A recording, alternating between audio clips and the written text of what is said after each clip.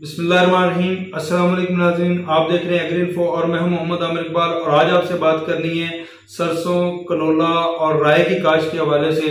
अगर आप लोग चाहते हैं कि राय की पैदावार आपको बहुत अच्छी मिले और बीमारियों से और कीड़े मकोड़ों से भी पाक आपको पैदावार मिले, आपको जो पेस्टिसाइड का खर्चा है वो भी कम हो, इसी तरह कनोला की पैदावार आप बढ़ाना चाहते हैं, सरसों की पैदावार आप बढ़ाना चाहते हैं और आप चाहते हैं कि आपकी इस फसल पे जो कीड़े मकोड़े हैं, खास करके हमारा जो एफड है उसका हमला कम से कम हो और ना हो, तो आपको चंद एक अहम हदायत हैं जो इस वीडियो में मैं बताने जा रहा हूं, उनको आपको ज़हन में रखना चाहिए और उन पे आप अमल करेंगे तो आपकी फसल भी भरपूर होगी और आपकी जो फसल है वो स्वस्थ तेले से भी महफूज हो जाएगी।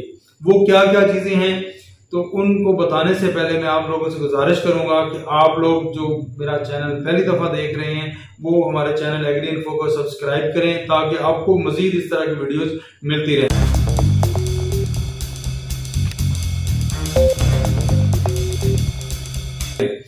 तो बात थी कि हमारी पैदावार भी बढ़े और हमारे इस फसल के ऊपर कीड़े मकोड़ों का खास करके एफड का हमला भी कम से कम हो बल्कि ना हो। तो वो क्या है कि आपने जमीन की तैयारी अच्छे तरीके से करनी है। एक बैग डीएपी या इसके मुतबादिल फास्फोरसी खादें इस्तेमाल करनी है। एक बैग एसओपी पोटाश का आपने इस्तेमाल जरूर करना है। बिजाई के वक्त 2 किलो बीज आपने इस्तेमाल करना है और उस बीज को फंजीसाइड के साथ ट्रीट करके टॉप्सन एम के नाम से मौजूद है 2 ग्राम फी किलो बीज के हिसाब से आपने उसको लगाना है और उसको काश्त करना है। और कोशिश करनी है कि आपकी जो काश्त है वो लाइनों में हो। ड्रिल है तो अच्छी बात है, स्मॉल सीड ड्रिल जो योग रिसर्च ने बनाई हुई है, अगर वो आपके पास मौजूद है तो उसके साथ आप काश्त करें। अगर वो आपके पास मौजूद नहीं है तो आप गीले बतर में छटा दे के उसकी रेजर के साथ खेलिया भी निकाल सकते हैं। अगर वक्त कम है तो आप खुश्क बतर में बीज का छटा दे के खेलिया निकाल सकते हैं। छटा वैसे भी दे सकते हैं, ये मुख्तलिफ तरीकाकार हैं, आप कर सकते हैं। मैंने यहाँ पे गंदम वाली ड्रिल से भी कनोला की काश्त करवाई हुई है, उसका तरीका भी मैं आपको बता देता हूँ। 2 किलो बीज लेना है, 15 से 20 किलो रेत, मोटी रेत लेके गंदम की ड्रिल में डाल देना है। एक सुराख बंद कर दें गंदम की ड्रिल का और एक सुराख ओपन हो और ऊपर उसके सुराख की जो चूड़ी है जिसे हम कहते हैं वो 0 पे बिल्कुल कर दें।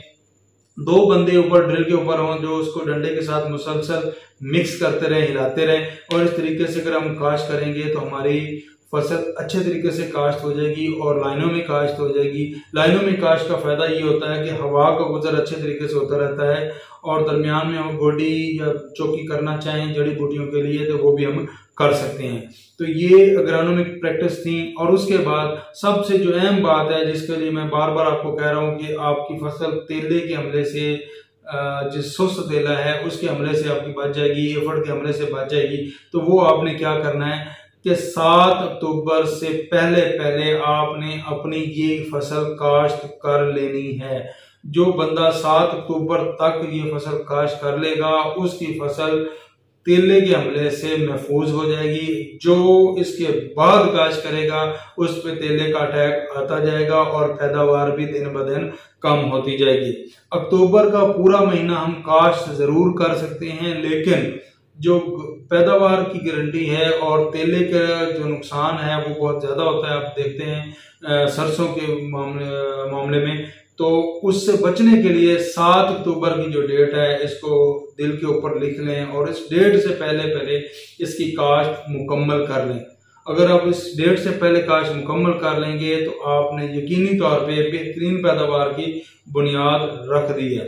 तो ये चंद गुजारिशात थी कनोला, सरसों और तो राया के हवाले से।